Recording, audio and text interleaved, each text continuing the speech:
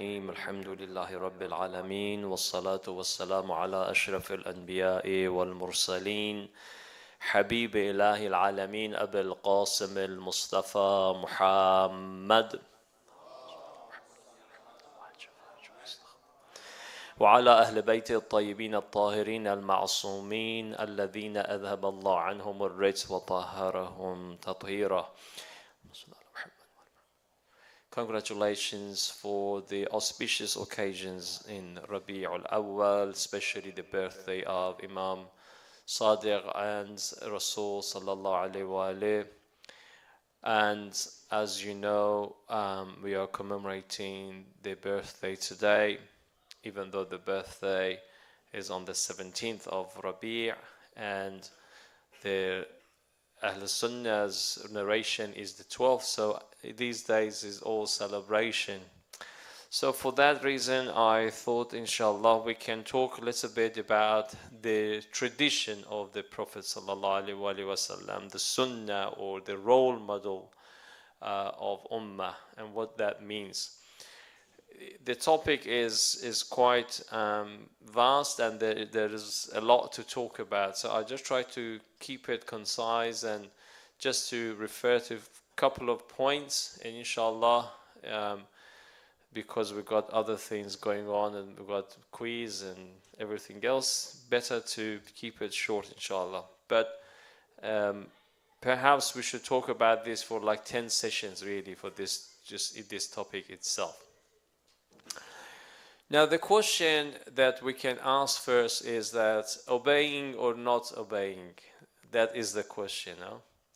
So the Prophet ﷺ, being the Prophet of Allah, being the role model or uswatun hasana, being the best creation of Allah, every Muslim has said this in their own ways, that the Sunnah of the Prophet ﷺ is something that we should follow, we should obey, we should copy as much as possible.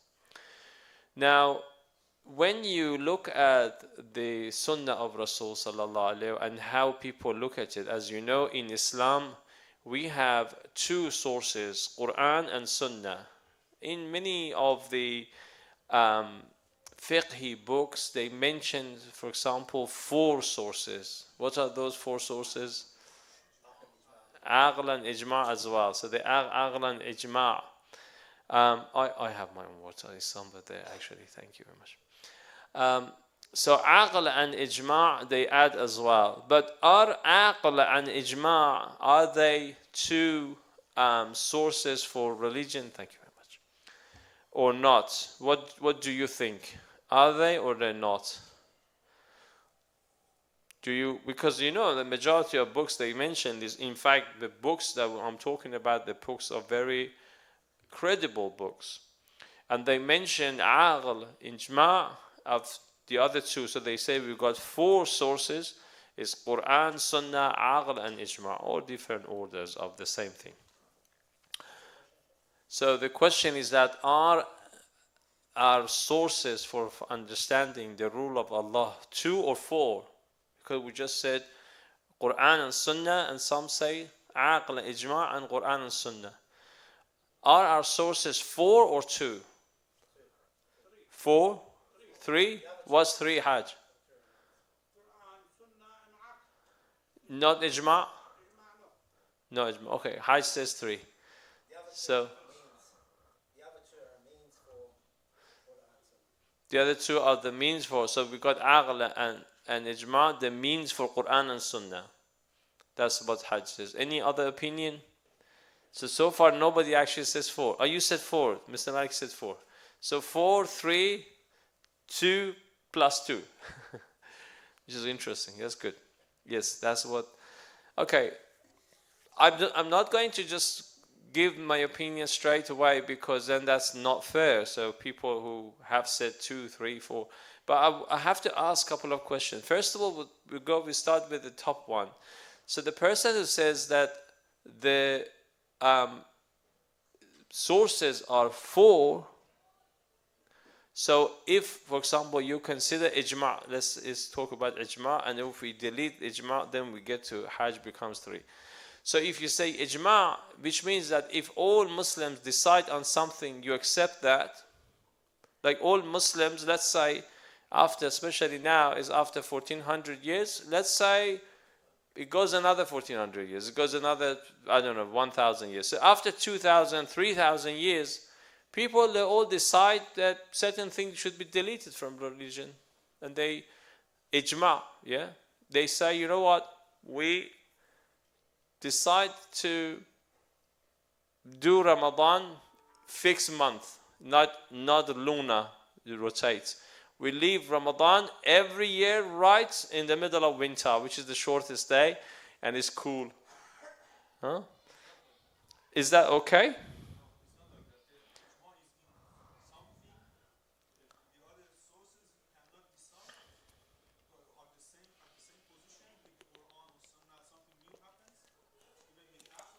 Okay, so you are saying ijma is accepted, but is as long as it's not against Quran and Sunnah.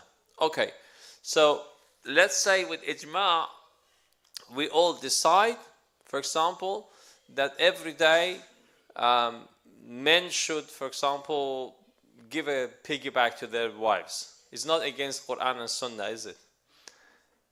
Get them on their shoulder, the women on the shoulder, and go around the house. How's that? Is that a problem? Would you do it anyway? Let's say Muslims are all sit together, especially with the way we are going, the money politicians, the powerful people are going to be women. Let's say that after a while they all sit together and they say ijma' of Muslimin is that every Muslim man has to give piggyback to their wives every day. Sorry? Sorry? Not a joke. I'm saying, what would you say about this? Look, it's not against others, is it? Is it against others? Sorry? No, why is it a joke? Why is it a joke?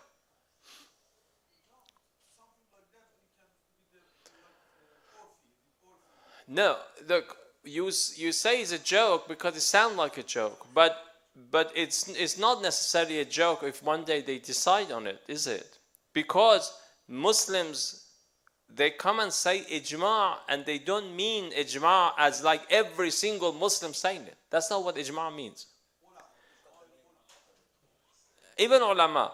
But what I'm saying is that they don't mean ijma' means every single person says it. It means the majority say it. The majority of Muslims. So when they say ijma', they mean the majority. They're not talking about every single alim has to say other is not ijma'. That's not what they say. Even Shia.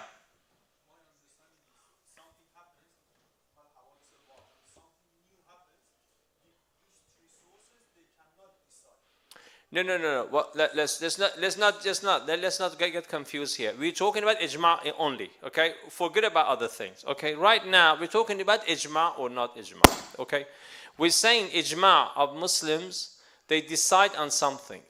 First of all, understand ijma'. We should understand this, that ijma' in Muslims' understanding, both Shia and Sunnah, doesn't mean every single alim says it. It means the majority saying. Big chunk of them are saying it.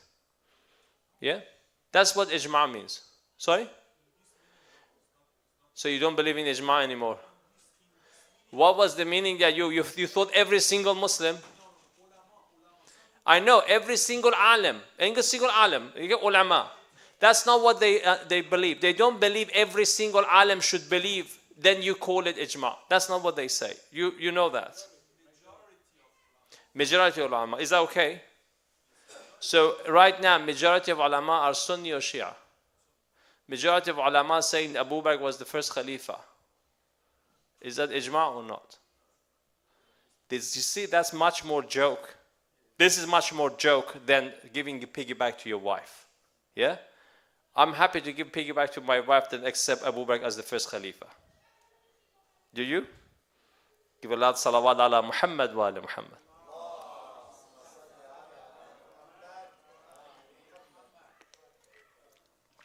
Let's go back to 3 now. We'll go to 3. So 4, we deleted 4. We became 3. Hajj, we agreed with what you said so far. Now you say aql.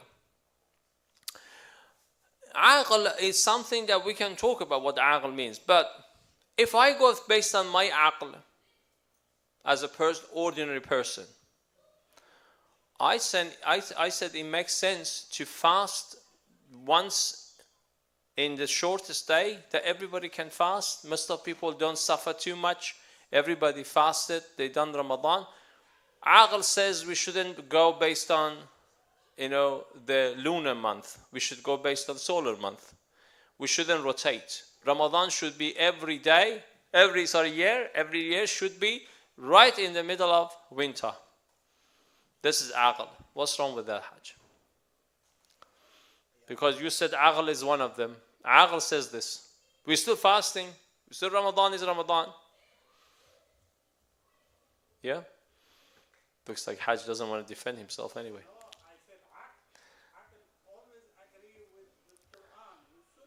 Well, what's wrong with this?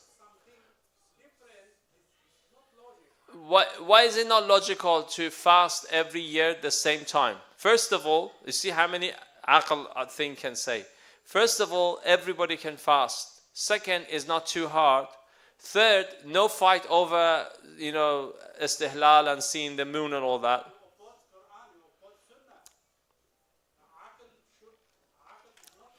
It's aql. Now we have to go back to the next one. Does that mean that we have to accept everything that Quran and Sunnah say exactly how it says? That's the question we have to answer. Now, when we say aql, what's the extension of that, and what do we mean by aql? That's the matter of discussion to understand what we mean by aql. Because something is the absolute aql. Absolute aql, absolute logic is obvious. Many people can relate to it. For example, you say logically, if, for example, 2 plus 2 is 4, logically, makes sense. Yeah. If somebody comes and says that 2 plus 2 is 5, you say no, logically it doesn't make sense. This aql, yeah, we agree with it, no problem. But the aql that people call aql as what most of people consider as aql, that's not necessarily part of religion. Yeah, because why? Because aql, our aql, this aql that we believe, that logic that we believe is limited. It's very limited. So how can we say that we accept that as part of our religious source? How? How can my aql say that, for example, Maghrib Salah has to be 3 rak'ah? How do we know that logically, based on our aql, how do we know that we have to, for wudu, we have to wash from here? Why not washing from half forearm? Why not washing a little bit higher? Why not washing our hands? Why do we have to, for example, in wudu, you say you don't mix, for example, the water of your face with the masah that you do, don't mix them together.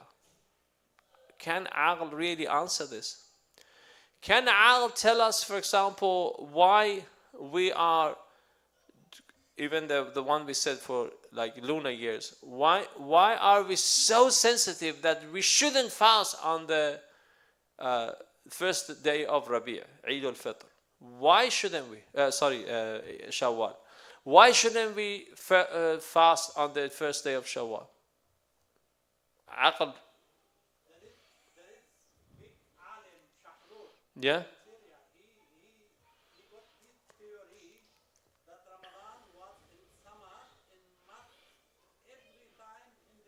They said that. Yeah, some have said it. That's why it's called Ramadan. Yeah. Maybe they've said it, yeah, but so far that's not what we accept, is it? That's not what ulama accepted. At the end of the day, what we're saying is this.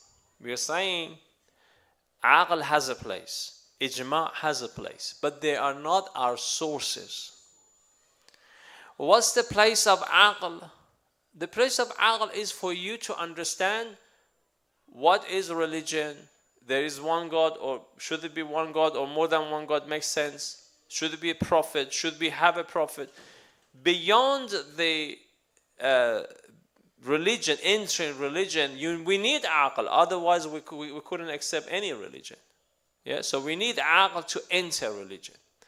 Also, we need the aql, the places that religion has left it to our aql. Religion, some places has left it. It says, for example, do not harm others. How do we know harming others?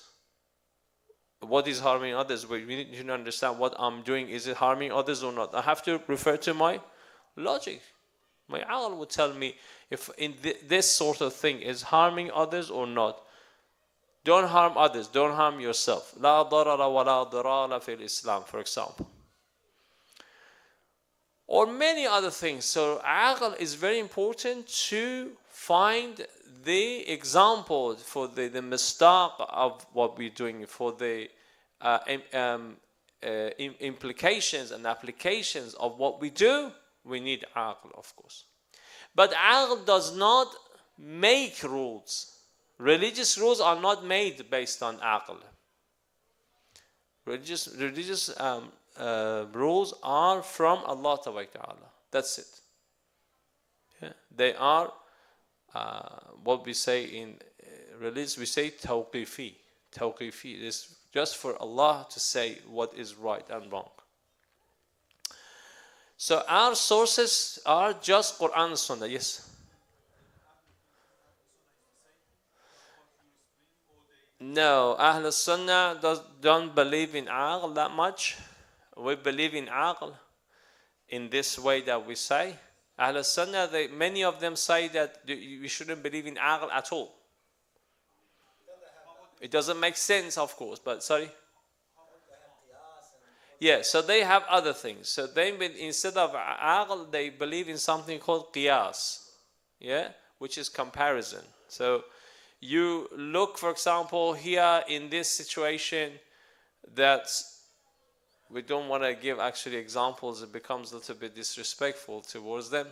But they, for example, they come and see that today was Eid and I wore this Abba, and then they say, okay, this should be the tradition for every time that there is Eid, you have to wear this. This is qiyas. Or they look at, for example, I'm making it up. As I say, I don't want to say specifics, so it becomes a problem. They look at the fact that the elder son has to do the prayers for the parents, or especially at least for the father. So they say, okay, the elder son has to get more inheritance because he's doing more job. For example, it's qiyas, yeah. And there are lots of other examples that we can bring.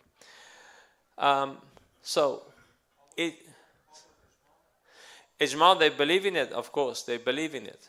Yes, ijma of their ulama. Yes, they believe in it, of course, they believe in it. So you're more like Sunni a bit. I know what you mean, and you're absolutely right. Our ulama have said that. You're absolutely right. Yeah, I agree with what you say. It's not our fault. This is what we learned. That's what we've learned in our books. But if you get more into details, that's not true. Okay.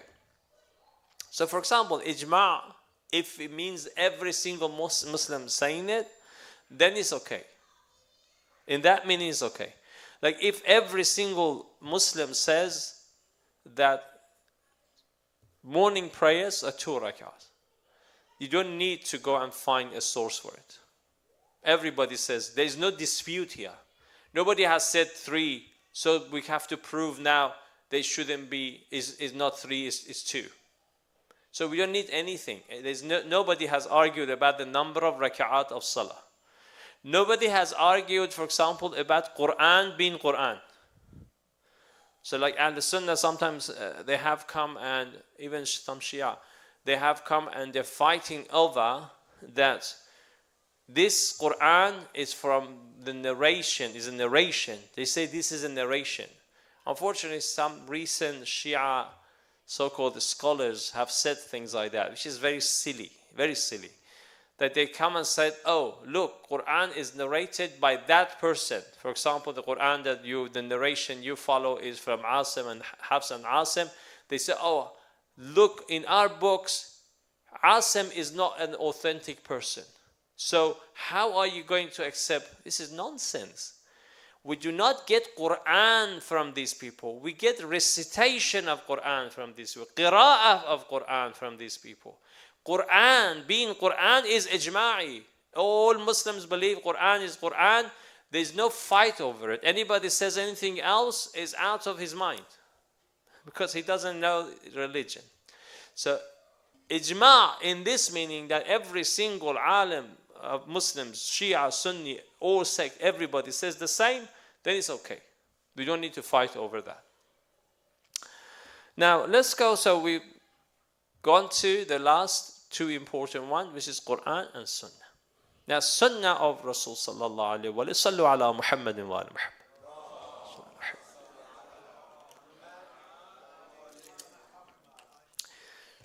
Question is this: if the Prophet ﷺ did something at his time, as you know, Sunnah, usually they say there are how many things that it's possible for the Prophet that we should follow? Something that he said, yeah, qawl, fi'l is something he did, or something that he did approve without saying anything. So it happened in front of him, he did not complain. They call it taqreer.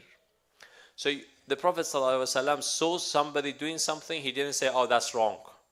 They say, okay, must have been right then, otherwise he would have said something. So this is the three ways of knowing what the Prophet ﷺ did or said or agreed upon. The question is this: if the Prophet sat on for example, camel, rode a camel, or a horse, or a donkey, these are the possible rights that he had. Does that mean that there's a sunnah in our time as well? If we're not doing the same thing, is against what he did? Well, okay, this question, most of people answer it by saying no. You know, because all those, even the big Wahhabi ulama in Saudi, they said inside the very top luxury cars, they go from one place to another with their 4 wives in the same limousine. No problem. Nobody has said, even though they say you have to take sunnah as a face value of it. Yeah, don't change it. But they still drive these luxury cars, no problem. Okay, here everybody agrees that that's not supposed to be. Okay, so how do you extend that in, for example, eating with 3 fingers? With 3 fingers. That's how the Prophet ﷺ ate, 3 fingers. It's a sunnah. Why do you extend it to that? Why do you extend that to leaning on your left hand? That's what the Prophet ﷺ did, leaning on left hand when he sat. How do you extend that to, for example, sitting on the floor and eating? That's what he did. He sat on the floor and ate. Like, for example, look at this hadith. The Prophet ﷺ says, "Khamsun la ada'uhunna hatta al-mamat." The 5 things I'm not going to leave them until I die. Al-aklu ala al-hadid ma'a al-abid. والركوب الحمار مؤكفا وحلب العنز بيدي ولبس الصوف والتسليم على الصبيان لتكون سنة من بعدي. تكون سنة من بعدي. What are these things? The Prophet ﷺ says there are 5 things that I will not leave it until I die. Number 1, sit on the floor and eat with the servants.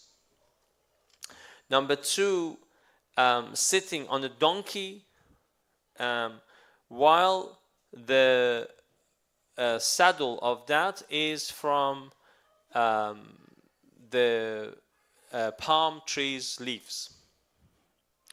Number 3, I'll milk the goat myself. Milk the goat myself. Number 4, I wear the woolen clothes, like a woolen clothing made of wool. Number 5, I say salam to children. Okay. How many of you is wearing woolen clothes right now? How many of us? Anybody? I don't think any of you is wearing wool. How many of you milked your goat today? How many of you came here on your donkey while your saddle was made of palm trees leaves? And how many of you sat on the floor and ate dinner? Or let's say breakfast today. So 5 things, there's a hadith, and it's mentioned in Sunni and Shia, lots of places. So what happened? Are we supposed to follow them or not? And it's funny because some of these you would follow, some of them you don't see any point of following. Well, are we supposed to follow or not? Which one is sunnah then? Is it sunnah or not sunnah? The Prophet ﷺ says, لَتَكُونَ سُنَّةً مِّن بَعْدِ. He says himself, they are supposed to be, these 5 things are supposed to be sunnah after me. He says himself. But looks like we all lost it, isn't it? Yes. What's the answer? Somebody wanted the answer? Maybe you got to use the other 2 sources, Iman, Aql, to answer. Donkey could mean car these days. So if you don't come on your car, donkey donkey means car, and then the saddle made of palm trees leaves, that means what? Leather? Artificial leather? First of all, it said that's his sunnah. First of all. Sorry? It said that's his sunnah. He won't leave them. So that's, I'm using my... They say, لِتَكُونَ سُنَّةً مِّن بَعْدِ. Yeah, but at the start he said, I won't leave them. Isn't that what he said? Yeah, but he says, لِتَكُونَ سُنَّةً مِّن بَعْدِ. After me should be the sunnah. Alright, so now we have to decide what does he mean? Does it mean this wajib? Does it mean this is... Oh, What's that? let's say it's mustahab. Okay, so it's mustahab. How come you don't have your goat at home to give yourself thawab? You can't get goat? Of course you can get goat. You can't even get the donkey. You can get donkey, it's easy. You do what you can, that's it. Yeah, get your donkey and your goat. If you live on the farm. Yeah, that's true. Maybe we shouldn't live, huh? Maybe we shouldn't live the way we're living, huh? Is that what you say? No. Okay. Let's go back to the original question. The original question is that, are we supposed, when we say we are following the Prophet sallallahu alaihi wasallam, are we supposed to follow the Prophet as he was, or the Prophet as he taught us? So for example, you come to me and you say that I want to do exercise. And I tell you, go and get, for example, your shopping bags. Get your shopping bags and then do 10 times of biceps flexion every day with them. So I'm teaching you exercise. Am I teaching you something to do with shopping bags? No. I'm teaching you exercise. So you understand exercise. What you do, you don't do it with shopping bags. You do it with a couple of dumbbells at home. You get piece of stone, for example. You may get lots of objects that you got around you and do exactly the same thing. Have you followed me? Of course you followed me. Would you get the benefit of the exercise? Of course you would get the benefit of exercise. But you did not do anything with shopping bags. Yeah? So the Prophet ﷺ is teaching us the lesson through the means of the time. So the time, the place, the culture, the history, there are lots of factors that they may influence the examples of the Prophet ﷺ's life. But what we're supposed to get here, we're supposed to get the teaching. The teaching here in this example was exercise. The other examples and things that what came with it, that was because the fact that I didn't have dumbbells at home, I didn't go to the gym, so I did it with my shopping bags. You may say I've got a gym at home and you do it with that. Somebody else has other means, they do it with a machine. You're still doing the same thing. You're still doing, all of us, we're doing the same thing, even though we may use different objects. Now, if the Prophet ﷺ sat on the floor and ate with servants, means that you've got to sit with others and not be arrogant. It's a sign of humbleness. So you want to be humble. You want to show tawadu'. And you want to show that arrogance is bad. That's it. At that time, that was the case. You may live in a house that servants eat on the table. Means that sit with them on the table and eat with them. At that time, eating with 2 fingers was a sign of being posh and like arrogant. And the Prophet said, well, we eat with 3 fingers. At that time, wearing woolen clothes meant that you're not spending a lot on your clothing, because wool was easy, just getting and making fabric with it. While people wanted to get fabric, which was expensive, and they had to make a lot of effort to make it like a cloth, the cloth that was coming through the what's the name of the making cloth? What's it? Sorry? The actual industry. The industry makes, is it weaving, is it? Or sewing or weaving, isn't it? Weaving fabric, yeah? Weaving. So you're weaving a fabric is expensive, was expensive, especially if that was other things. For example, cashmere was one version, and then from there we went to higher, which was cotton, and then was higher than that was, for example, silk, which silk considered as being too posh, and that's why it wasn't nice. It was basically haram.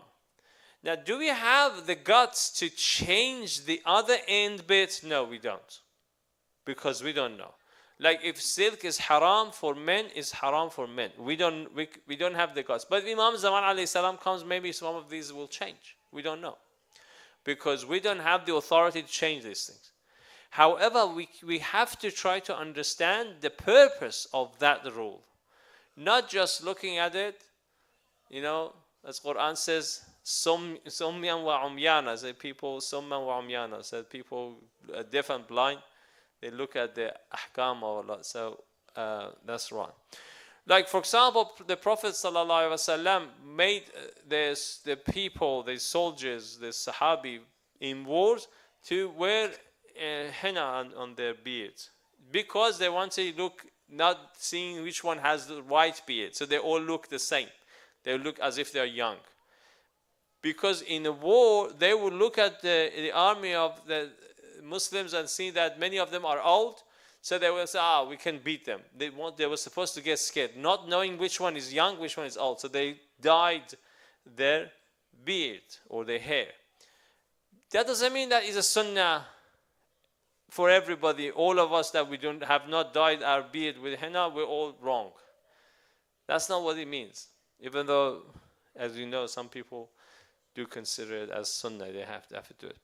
And so on and so forth. There are lots of things. So, the duty of an alim, a scholar, is to understand which one of these traditions are supposed to be followed exactly the same, and which one of them is supposed to be taken as a an example of something beyond it. And that's the part of the expert job they has to. So there are lots of issues here that, as we said, we have to discuss, but just going to leave it there. And if you've got any questions, please do ask. So on the same topic or any other questions. But I don't want to fill up your brain with much more because there's lots of issues here. Any questions? All good? All right. صلوا على محمد وآل محمد.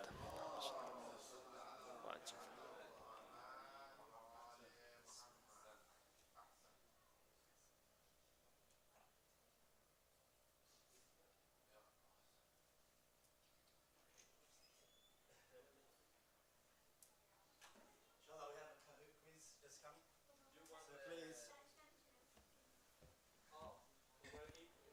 He wants to recite something. You want to recite? Okay. I'll bring everyone in. So everyone, if you can come in, or the kids come, we're going to have a Kahoot, and we're going to have Ali recite something for us. So Ali, please come. Ali, come on. He's done it before, but he thought that This is Zaps? No? electricity. Yeah. بسم الله الرحمن الرحيم إن في الجنة نهرا من لبن إن في الجنة نهرا من لبن لعلي وحسين وحسن لعلي وحسين وحسن كل من كان محبا لهم كل من كان محبا لهم يدخل الجنة من غير حزن يدخل الجنة من غير حزن إن في الجنة نهرا من لبن إن في الجنة نهرا من لبن لعلي وحسين وحسن لعلي وحسين وحسن حب آل البيت فرض عندنا حب آل البيت فرض عندنا وبهذا الحب لا نخشى المحن وبهذا الحب لا نخشى المحن